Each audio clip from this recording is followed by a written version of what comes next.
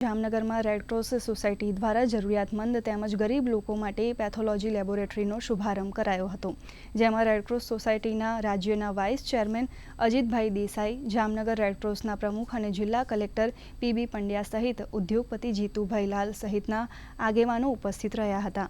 જામનગરમાં રેડક્રોસ દ્વારા પેથોલોજી લેબનો શુભારંભ થતાં અનેક ગ્રામ્ય વિસ્તારના લોકોને પણ આ સુવિધાનો આવનારા દિવસોમાં લાભ મળી રહેશે.